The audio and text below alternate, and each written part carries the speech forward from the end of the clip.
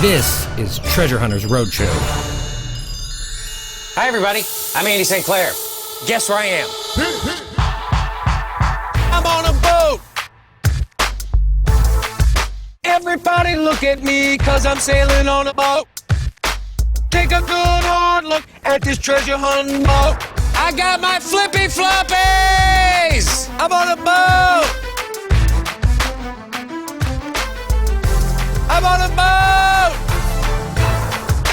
He's on a boat. I'm king of the world.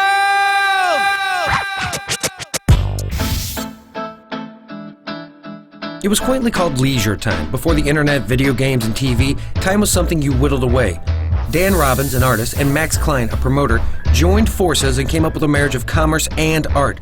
It promised to make every man a Rembrandt. Wow. We got sad clowns, horse, blue boy, kittens, more clowns, horses. What is all this I'm looking at here? What is this? It's our paint by numbers salon. All right, first off, what is paint by numbers?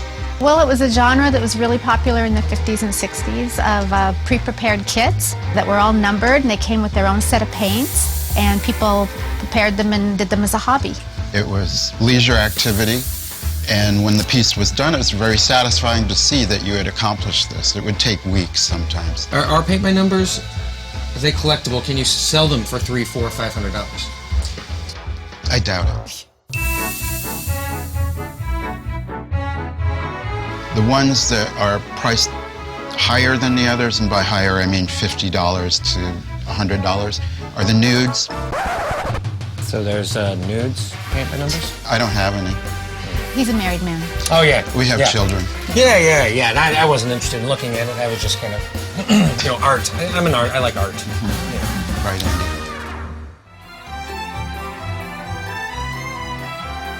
It's really fascinating. Well, Andy, since you're so interested in it, I would like to give you one, and, when you have the attention span, maybe you can give it a try. Great. I'll do it now. Right. You're going to do it now? Yeah. Okay. Cool. It won't take me long. I'll just get right through it. You want me to put a pot of coffee on for you, Andy? Yeah, go ahead, thanks. Maybe let me know what you guys are thinking about doing for dinner. And I'm gonna need some clean linens.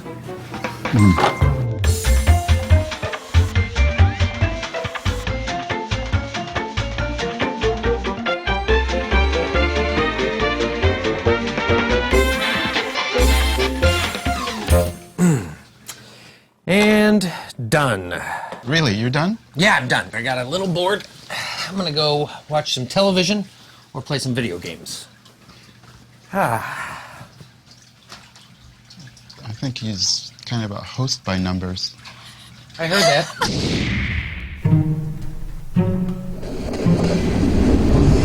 Decatur's known as one of the most haunted cities in America, and we're here at the Wabash train station with Adam and John, and they run haunted Decatur tours. So why is it so haunted? It was once the busiest train station in Decatur, and everybody that rode the rails came into the city here. So all that's left its residue behind. People see faces in the windows. One gentleman just a couple of weeks ago watched a woman walk out of one room across a hallway into another room, poked his head in there to see who it was. She was gone. Now it's a ghost antique mall. Absolutely. No big deal, just to buy old ghost antiques. Ghosts attach themselves to the objects themselves, so they could be bringing them in every day. Have you seen any? No, just heard lots of reports of footsteps, sounds, smells. Smells? What kind of? Cigar smells. I mean, it's a smoke-free building, but people smell cigars all the time.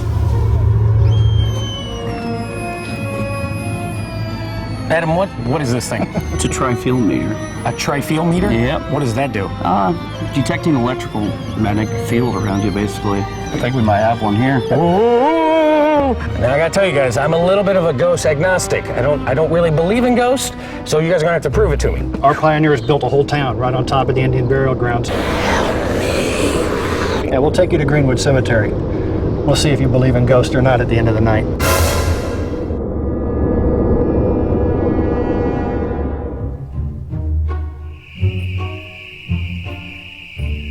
We here at Treasure Hunter Roadshow go to a lot of cool places, but this one is pretty interesting.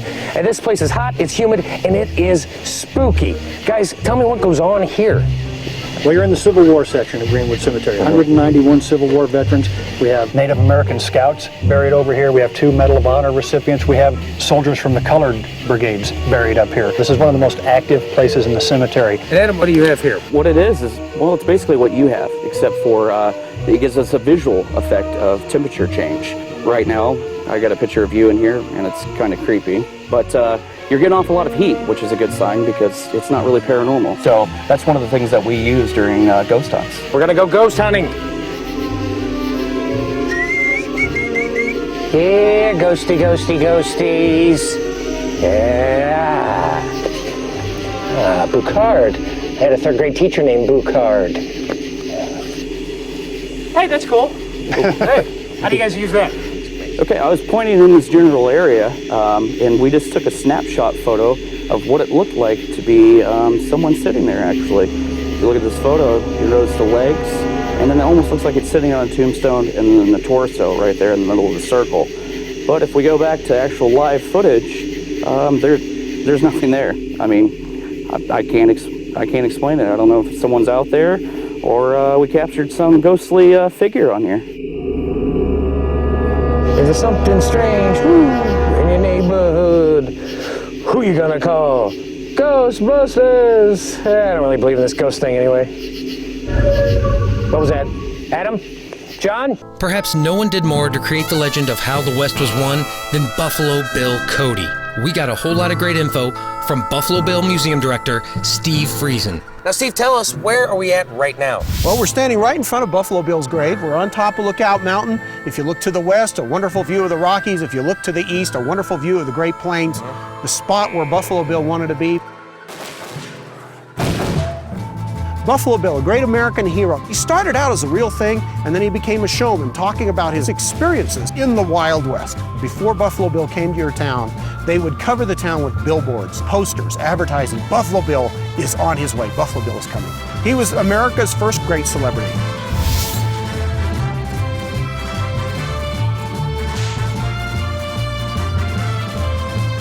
Looking for some trouble, sir? Well, you found her. Ow. Finger got caught in the trigger. So, partner, tell me, what kind of hero was Buffalo Bill? Well, it was a little different than you appearing right now. Watch yourself. Okay.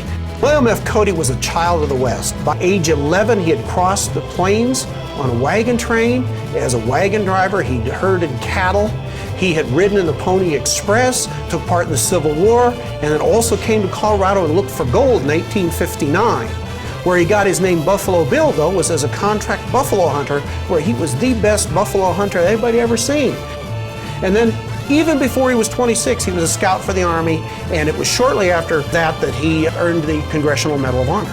Then when he became a showman, he basically interpreted that life that he had experienced on the plane. Can't stop, I'm sorry.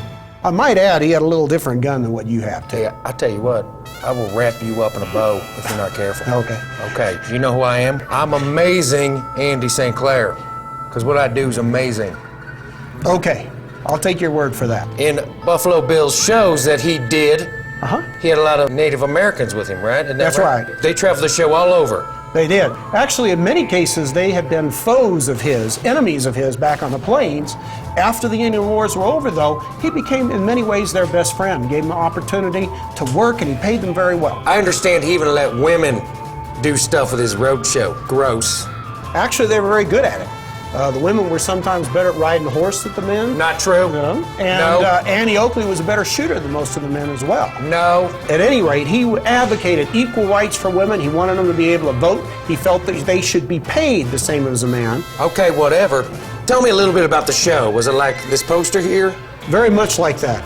After 10 years of doing stage shows all over the country, he decided it was time that he create this outdoor spectacle showing the real authenticity that was happening in the Wild West at the time. And he does that for the next 30 years, touring it all over the United States, and he goes to Europe. What's the oldest collectible you have here of Buffalo Bill? One of my favorite pieces is just a little coin, a silver dollar that was thrown in the air, and he shot a hole right through the middle of it. Well, who can't do that? That's easy. It's a silver coin. Well, I'm sure you can handle it. Throw a coin up right now. Throw one up. Just throw one up in the air. Okay, throw it up. Just toss one in the air. Pew. Pew, done. I did it. Get me a museum. Everybody get me a museum, the amazing Andy St. Clair. Yeehaw! Howdy, partners. We're gonna toss it back, see what the Cowboys over Treasure Hunters Roadshow are doing. Yeah! And this city is filled with history. I'm standing on the exact spot where Bill Clinton, our 42nd president, announced his campaign for presidency in 1992 and 1996, and where he celebrated his victories.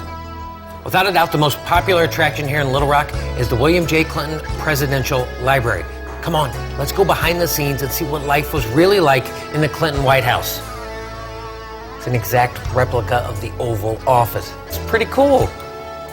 Christine Mao is the curator of the museum, and she's here to show us around. This is the president's chair. Oh, well, can I sit in it? You may. All right. The president's chair is a little bit taller than the others. Yes, it's comfortable. Feels like maybe it's kind of made for me. Since 1801, when grateful citizens gave Thomas Jefferson a 1,200-pound cheese, it has been tradition for Americans to give gifts to their presidents and first families. This collection of artifacts includes gifts from the American people, gifts from private citizens around the world, and very special gifts from foreign heads of state. Some of them are from ordinary people like you or me, and some of them are from famous people. Wait, but are you saying I'm not famous? I didn't say that. Oh, well, you did. I did. Yeah. Christine, this is my favorite display here at the library. Bill Clinton's childhood memorabilia. There's some great stuff in here. There's a great drawing of High Noon, which was one of Bill Clinton's favorite movies, and he has his name up in the left-hand corner of Billy Clinton. He's also clearly in Boy Scouts. Yep, Cub Scout badges and his membership cards down here. We can't forget his first grade report card back here. Is he a good student? Looks like it. Yeah, S's. For satisfactory? I'd have loved an S when I was in elementary school. I got a lot of D for doubtful. Or N. For no-show. As president, thank you for coming to the meeting, everyone. Chris, you want to join me? Thank you. We declare today Andy St. Clair Day. All in favor? Aye. Aye. Passed. Motion made. Motion made? Adjourned. Adjourned. Meeting adjourned. There's so much to see here. I could stay all day, but I got to get back to the Roadshow. I think I'm going to take this ride right here. Anybody have any keys for this car? Every now and then, don't you want to go back to a simpler time and be comforted by the warm, cozy, nostalgic feelings of your childhood? Well, if you're a big kid like me and our next collector, nothing evokes those memories like vintage toys. Can you read me? Oh, Andy! Oh, Leslie! For over 30 years, collector Leslie Singer has been reliving his childhood through his love of space toys from yesteryear. When I see old space toys, it's like someone else hearing old music or smelling a perfume or something.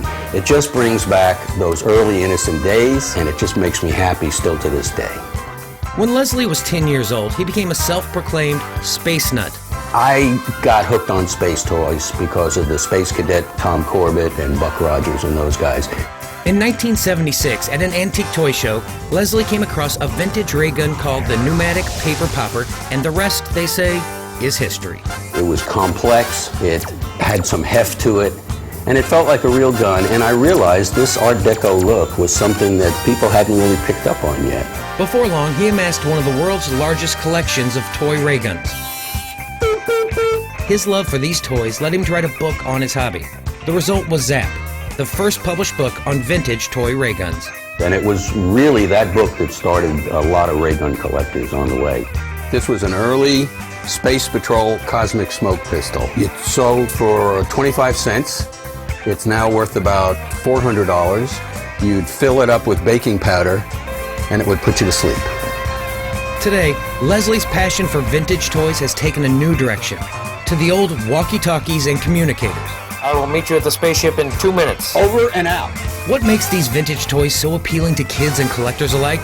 According to Leslie, it's all about imagination. They're still waiting to invent time travel. But for me, collecting old toys is as close to time travel as I think I'll ever get. Well, this can bring anyone back to their childhood. Hello, this is Andy St.Clair. Andy, this is Archie at the Roadshow. Whoa, Arch, you can hear me. Hey, do you mind if I stay here and play? Oh, sure. You stay and play while I work. Great. Well, roger that. Leslie! And now to the Batmobile! Holy priceless collection of automobiles, Robin. I just discovered one of the largest and best car collections in the world, and it's right here in Miami, Florida. Welcome to Desertland, home of the Desert Collection.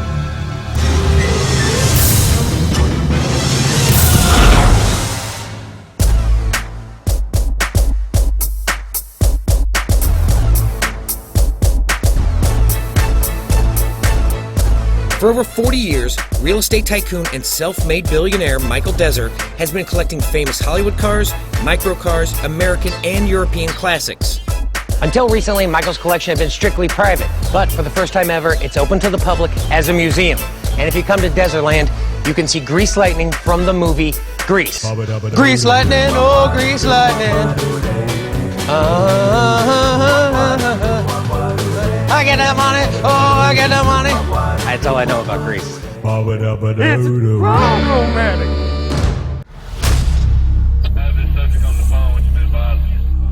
I lived in Desertland all my life. Now it's time to share the collection with the world. Did you know this is one of the actual DeLoreans from the movie Back to the Future? Hey, I wonder what this does. I started to collect it back in Israel. I liked the cars from the 50s because I'm a product of the 50s.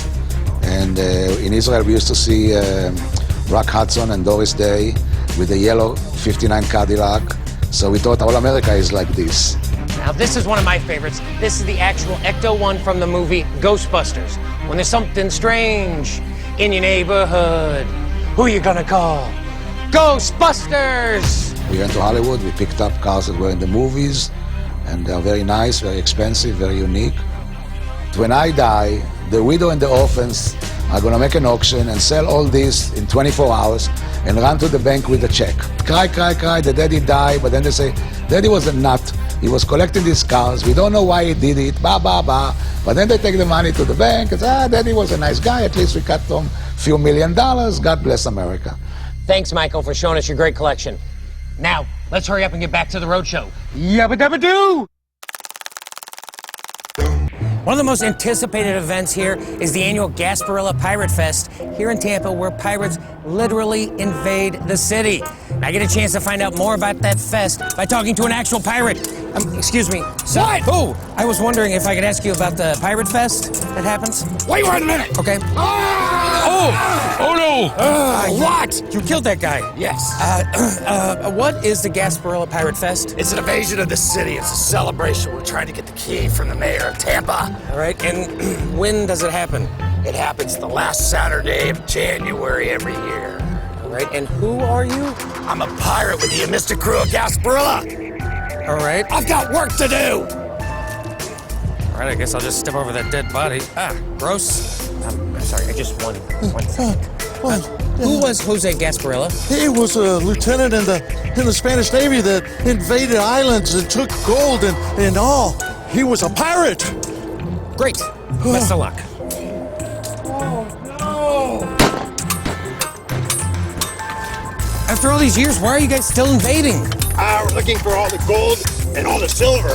Well, you know, I'm a treasure hunter. Maybe I could be a pirate. Oh, no. Oh, yeah? I hear there's a bunch of silver back at the Roadshow. Anybody? Guys, come back, please. No fun being a pirate by yourself. Miami and Miami Beach are really two separate cities. Miami, on the mainland, is the commercial hub of southern Florida. Miami Beach, on 17 islands in the Biscayne Bay, is considered America's Riviera. One look around, you only think the people that live here are beautiful people, like models or celebrities, or guys with six-packs, like myself, or that guy. Nice six-pack, dude.